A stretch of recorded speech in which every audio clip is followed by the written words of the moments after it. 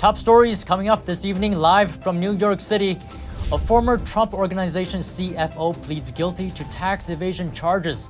What do you say about the decision? The U.S. is set to begin trade talks with Taiwan in the fall. The two sides are strengthening their relationship against the demands of China. And the crisis worsens for China's property sector. Real estate developers' cash flow drops 24% year over year. What does that mean for the world's second largest economy? That and much more coming up on NTD Business. Great to have you with us. Don Ma here for NTD Business. A former top executive at the Trump Organization has pleaded guilty to tax fraud after pleading not guilty last year. The executive is 75-year-old Alan Weisselberg. He used to be Trump's chief financial officer. He worked under him for almost 50 years. He was indicted last year for hiding $1.7 million of compensation from the IRS. He pleaded guilty on all 15 counts, which include grand larceny and falsifying business records. In a statement from his lawyer, Weisselberg said it was one of the most difficult decisions of his life. He made the choice to put an end to this case and the years-long legal and personal nightmares it has caused for him and his family. His lawyers have said Weisselberg was punished by the DA's office simply because he wouldn't offer information that would hurt Trump.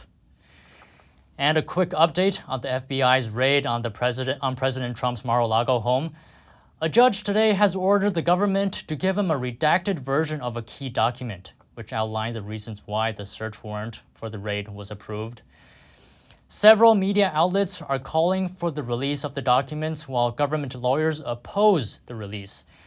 Judge Bruce Reinhart listened to arguments from both sides and said he will review the proposed redactions and decide if they are appropriate. He said there may be information in there that's too sensitive for the public to see. The raid seems to be about whether Trump took home classified documents, even though Trump has already said he declassified the records. The U.S. says it will begin trade talks with Taiwan in the fall. It's to strengthen economic ties as China gets more aggressive against the island. NTD's Colin Fredrickson has this one. America says that it'll start negotiating with Taiwan on a trade initiative this fall. It'll touch on things like agriculture, technology, and the significant distortions that can occur from the non-market practices of state-owned and state-controlled enterprises. It could be a response to the Pelosi visit and the overreaction of Beijing in terms of the almost total blockade of the country, Taiwan, with the Navy ships. I mean, really, it's the PLA Navy did what looked like a dress rehearsal of a naval blockade. Anders Kaur is the publisher of the Journal of Political Risk and author of The Concentration of Power. Kaur hopes these talks aren't only symbolic, but that they'll also move the United States and Taiwan closer together. China is currently Taiwan's largest trading partner, accounting for 28% of its exports. The U.S. is in second place. It is very symbolic. Riley Walters is a deputy director at the Hudson Institute. Walters says the trade investment framework negotiations with Taiwan already cover most of the recently announced topics. A lot of the stuff, I think, announced within this trade negotiations is stuff we're already doing, really, with Taiwan. Again, U.S. and Taiwan have been talking about trade for over 30 years now. He thinks offsetting the impact from state-owned enterprises, such as those from China, is something new they added. Even if it were just symbolic, it's important, because Beijing needs to see that the United States stands with Taiwan. Gordon Chang is the author of The Coming Collapse of China. Chang says Washington perceives Taiwan as being endangered. Since the 1800s, we Americans have drawn our Western defense perimeter, not off the coast of Hawaii, not off the coast of Guam, but off the coast of East Asia. And Taiwan sits in the middle of that critical perimeter. China is against the U.S. and Taiwan strengthening their ties. It urges the U.S. to immediately stop any form of official interaction and contact with the island. Colin Fredrickson, NTD News. And China's real estate crisis deepens. Property developers there are facing a cash crunch. Their cash flow is down 24% through July compared to a year ago. This is according to Oxford Economics. The drop in cash flow comes as China's property sector is trapped in a serious credit crisis after regulators tightened lending standards. Home sales have plunged and banks have given out fewer loans. Many developers are now in survival mode. Some of them have defaulted on their debts, including Evergrande, one of China's biggest builders. S&P Global Ratings says around 20% of the Chinese developers it rates could become insolvent. I talked to Brian McCarthy in detail more about this topic earlier. He's the chief strategist at MacroLens. Here he is. Brian, thanks for coming on. So it looks like it's just one bad news after another for China's real estate sector. I'm sure you saw this. Apparently, property developers' cash flow is down 24%. I mean, the bad news just keeps rolling in. Floor space sold, I'm going to call it down by over a third over the last 3 months, year on year. There was a report from Evergrande recently where their sales were down, I think, 97%, like basically have gone to zero. And I'm sure, many of you viewers have heard about the mortgage boycotts that were sort of a feature of the landscape a month ago. They seem to have quelled that. But there are reports of broader discontent in the public with property developers and the banks that facilitated their behavior in terms of, taking these pre-sale deposits and squandering them in what is now becoming apparent was a Ponzi scheme, effectively. Now we know about the factors like the pandemic, lockdowns, debt issues. What do you think some of the contributing factors are to sort of the decrease in cash flow and other things? I think the main factor is that this is a market that has been pumped up by excessive credit flows and widespread moral hazard for well over a decade. And the bubble has burst. As soon as the government made it clear that they were serious about no longer underwriting rampant speculation in real estate, that speculation came to a halt. And now we're seeing the backside of what is probably the biggest asset bubble that we've seen in recorded economic history. I see. Now, here in the U.S., we talk about the housing market, recessions, and the economy. What about China's housing market? What impacts does that have on China's economy? Well, because of the command and control system that they operate, they do seem to be immune from the kind of self-reinforcing credit crisis that we saw in the West in 2008, whereby asset prices decline, people worry about the creditworthiness of anyone holding those assets, and then credit dries up to those entities holding the assets. They're forced to sell the assets, the prices fall, and it spirals out of control, which is what we saw in 2002, 2008 in the West. In China, the assets, whether it's mortgages or securities related to mortgages or loans to developers, are they're pretty much all held within the system. So some foreign bondholders, some foreign creditors to Chinese property developers will get burned, but that's really small potatoes. The bulk of the assets are at state-owned banks or insurance companies or, the asset management companies, all of which are viewed as the state. And there's really no one to call their credit in because they finance either directly or indirectly through the PBOC. So the entire system is plugged into the central bank. So they can always print money to keep that system liquid, which means you will not have the kind of credit crisis you saw in 2007. Now, ultimately, the printing of the money to keep that financial system afloat will undercut the currency. The issue there is Chinese trade surpluses are at record high because their economy is being dented by the property bust and the zero COVID policy, while the rest of the world is reopening.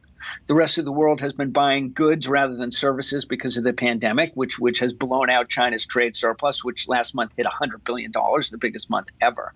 And China has also shut down outbound tourism, which was a big source of leakage of funds. So there's like a lot of money flowing into China from the trade surplus and not flowing out because they don't let their citizens go abroad, which gives them a really unique degree of control over the currency right now. So from the timing of blowing up the housing bubble, this external backdrop that's very unique and beneficial to China's trade surplus has really been a godsend for them. And it's allowing to keep all these balls in the air for now. Brian McCarthy, Chief Strategist at MacroLens, thank you for coming on today. Thanks, Don. And stocks ended slightly higher today. The Dow added 19 points, or less than 0.1%. The S&P gained 10 points, or 0.2%. The Nasdaq rose 27 points, also 0.2%. And in the U.S., home sales kept dropping in July. This marks the sixth time in as many months that they have fallen. Analysts say higher mortgage rates and overall costs are pushing potential buyers out of the market. But even so, home prices are still on the rise. The median home price was just under $404,000 last month, which is a 10.8% hike from the previous year. This is according to the National Association of Realtors. And mortgage rates, meanwhile, have fallen slightly. According to Freddie Mac, the 30-year fixed rate averaged 5.1% for the week that ended Thursday, compared to 5.2% the week before. And with back to school right around the corner, families are bracing for higher costs on school supplies due to inflation. Single-parent families are especially feeling the brunt of it. They may need to cut back. Here's the next story. This is $1.68 to not good. Dollar store has them for $1. For Julia Cisneros of Chicago, buying supplies is the last resort. As a single mom of 4 kids ranging from 8 to 17 years old, she first snatched up half-used supplies from school. Whatever the teachers at the end of the school year, they say, who wants to take supplies? You got it lined up and get as much as you can. They don't even use them the whole way. They use them like halfway, and they throw them out. And that's why we save and recycle. School uniforms are big-ticket items. Last year, Cisneros spent $600 on 2 sets of school uniforms for each son. But this year, she has to cut back. Since I have 2 boys, they're almost the same size. I buy 1 for each. According to a survey by the National Retail Federation, or NRF, back-to-school spending is expected to go up by a whopping 40.6% versus 2019, and back-to-college spending is expected to go up 35.5%. The survey also says that families with kids in elementary through high school plan to spend an average of $864 on school items. That's $15 more than last year and $168 more than 2019. 2022 total spending is expected to hit $36.9 billion, on par with 2021 spending, a record high. Margaret Mack from Connecticut is visiting her daughter, who is a single parent of 3 kids in Chicago. She shops at different stores to find the best deals for her 2 grandsons. Mack says inflation is especially hard on single parents. It's a major impact because she now has 2 children that require additional supplies for school, and it cuts into the budget. I mean, there are things that she has to do, groceries. You try to do recreation for the kids, and that cuts into it, and not only that, gas. And she has an SUV, so her gas expenses probably double what a normal vehicle is. The survey also shows more than 1/3, or 38% of shoppers, would cut back on other areas to cover the cost of back to school and college. Reporting by Angela Moy, NTD News, Chicago. And to learn more about shoppers' purchasing behavior in today's inflationary environment, I talked with Sharon Martis. She's the Director of Consumer Research at Refinitiv. Sharon, great to have you with us today. A lot of retail earnings this week, right? Some companies meeting expectations, some well below expectations. What's your assessment so far for this week? Well, Don, it's good to be here, and it's very evident that there's no stopping the consumer. The consumer is engaged, but there has been a shift in consumer spending. So what we're seeing in general is that the consumer is trading down. We're hearing that from all the retailers, even from Walmart, which is seeing more middle class and high-end consumers come to the store. And then when the consumer does go shopping for clothing at Kohl's or TJ Maxx, we're seeing that they're actually opening up their wallets for the items that are less expensive, and they're going less to the store. So we're seeing that the consumer is definitely being affected by inflation, higher gasoline prices, and therefore being more conscious about what they're spending. In general, when we look at the retail data from Refinitiv, the estimates suggest that consumers are more inclined to spend on hotels, lodging, and traveling, and eating out at restaurants as opposed to going to the mall and buying any more clothing or shoes. Now, on that point of inflation, is that being reflected in the data that you're seeing? Well, for one, we're seeing that when the consumers are going to actually purchase clothing, which they're not doing as much this in the second quarter, they're going to the less expensive items. And then what we're seeing too is that they're sticking to the basic necessities, to discretionary items when they are spending their money. So in general, you can see that consumers have had a shift. They're also cutting off their Netflix subscriptions, and instead they're opening up a membership at Sam's Club, at Costco, at BJ Wholesales. Those three discounters have smashed their same-store sales estimates. And it's not just that the consumer wants to spend money at the gas pump. Once they go there to fuel up their cars with gasoline, they're actually parking their cars and going into the stores. And that's actually translating into stronger same-store sales for the in-store experience as well. So that's key. I'm curious, is there a difference between lower and higher income shoppers when it comes to their shopping patterns? Absolutely. So what we're seeing is that the low-end consumer is no longer receiving those stimulus checks that they did a year ago. And on top of that, their purchasing power has come down because of inflation. So as a result, they are shopping closer to their homes in order to travel less. And then when they are going to purchase items, they're purchasing more than usual. Meanwhile, the high-end consumer, they're firing at all cylinders. We're seeing the big names like Louis Vuitton, Burberry, and Hermes. They are actually passing on those higher prices onto that high-end consumer. And they are willing and able to spend because those earnings and revenues are coming in even stronger than pre-pandemic levels. I see. All right. Thanks for your insight today. Sharon Martis, Director of Consumer Research at Refinitiv. Thank you for joining us today. Thank you so much for having me. And one of the biggest home improvement chains in the U.S. is giving away millions of dollars to its workers as an inflation bonus. NTD's Phil Zhou has the story. Lowe's home improvement store is awarding $55 million in bonuses to its hourly frontline workers. That's to help with high prices amid inflation levels not seen since the 80s. They're taking the pain now for a larger payoff, a return on investment when the economy ultimately improves. Mike Sorelli knows all about keeping top talent in companies. He's the CEO of the Talent War Group and the co-author of The Talent War. They've just strengthened the company culture, the morale, and they've created more loyal team members within Lowe's. And those team members will not soon forget. And they've literally quite taken action, or as we say in the business world, they've put their money where their mouth is. Lowe's has around 2,000 stores across the U.S. and Canada, employing a whopping 300,000 workers. It's the second largest home improvement chain in the U.S., behind only Home Depot. This news is getting out. It's great press for Lowe's. And naturally, customers are going to see this, and they're going to be more loyal to Lowe's as well. This is not the first time Lowe's has given out bonuses. In February of last year, the home improvement giant gave $80 million as pandemic bonuses. That came out to $300 for full-time workers and $150 for part-time and seasonal workers. Phil Zhou, NTD News.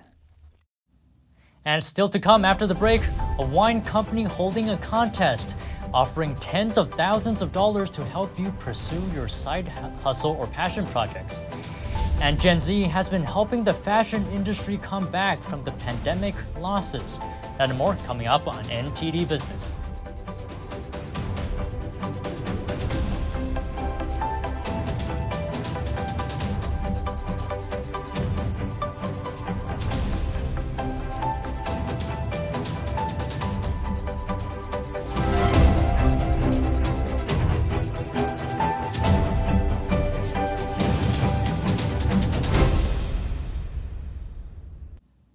Welcome back.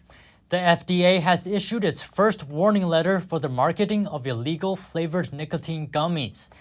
In a letter today to manufacturer VPR Brands, the agency said these types of gummies are concerning because they resemble kid-friendly food or candy products. And such products can cause severe nicotine toxicity or even death among children. VPR Brands is the name behind Crave Nic, which markets the gummies. Crave's packaging says it contains tobacco-free nicotine, but the FDA says the company is not authorized to make, sell, or distribute such products, and is calling on Crave to address the violations. The FDA says nicotine gummies are a public health crisis just waiting to happen among our nation's youth. Crave Nick's website says the product is discontinued, but it seems you can still buy it on Crave's other websites. Now let's talk about the sharing economy. It allows you to rent strangers' homes when you're on vacation, like Airbnb, and jump into other people's cars when you need a ride, like Uber. And now you can dive into a stranger's pool using an app called Swimply. It's like Airbnb, but for renting swimming pools. Swimply has actually been around for a while now, since 2018. It gained traction during the pandemic. Hosts are able to set their own rates, but need to give Swimply a 15% cut. The company has listings in more than 125 markets in the US, Canada, and Australia. But amid success, Swimply is facing possible regulatory hurdles as well as liability and safety concerns, because in June, a child actually drowned in a Swimply reserved pool. Gen Z is becoming one of the leading spenders in the fashion industry as they try to dress themselves to stand out. NTD's Sean Marshall brings us the next story. It seems Gen Z may be the future focus of luxury fashion, with a growing trend of maximalism, as opposed to their millennial predecessors, who often had a popular trend of relaxed minimalism. Many of Gen Z, the 10 to 24 age group, have been adopting a more is more mindset. They're set to surpass millennials by the end of the decade, perhaps reaching almost 30% of the global income, equity strategist Simon Powell said in a note to CNBC. They're the first generation to have grown up with the internet, mobile phone devices, Google, and Wi-Fi. I caught up with Raheem Mathurin at Sneakers and Stuff. He thinks a lot of Gen Z influence comes from social media. Influencers are very important to a brand success, any company success actually. So I think a lot of what becomes like a hot item is based off of what people see other people wearing through the internet. So for me personally, I look through Instagram, TikTok helps a lot, sometimes Twitter. Stiff branded content and woke-vertising are not the way to go, but instead UGC, or user-generated content, is the preferred method to reach Gen Z. They want brands to speak their language and will reject any performative action, according to research by advertising firm WordStream. I think in general too, style has become a lot more important to people now. So it's more important for people to express themselves. So clothing and shoes and accessories become a lot more prominent in people's minds now of what they need and want. I asked Mathurin what's popular among Gen Z right now. I'd say right now one of the most popular brands is Balenciaga, and that's probably because it's heavily backed by Kanye right now. So they get a lot of looks through his influence and also social media. According to a report from Klarna, Gen Z and millennial shoppers scoop up premium goods faster than anyone else and bring preferences and priorities that are entirely different from older generations. Sean Marshall, NTD News. And finally, a California wine company is giving one lucky person $75,000 to go after their dream job or side hustle. The company's Unshackled brand is holding a contest called The Great Unshackling. Contestants are asked to post an original Instagram video about how they would use the money to pursue their passion by September 7th.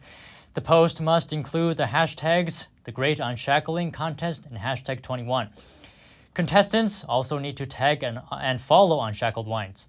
Entries will be judged on originality, creativity, feasibility, and sincerity. 8 semifinalists will then undergo a 20-minute interview. Then 5 finalists will be selected, and the public will vote for a winner. Voting starts October 27th and ends on November 2nd.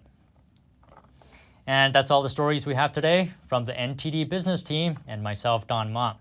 You can follow me on Twitter too, and if you have any news tips or feedback for the show, you can email us at business@ntd.com. We read every email. That's all for today. Thanks for watching. We'll see you tomorrow.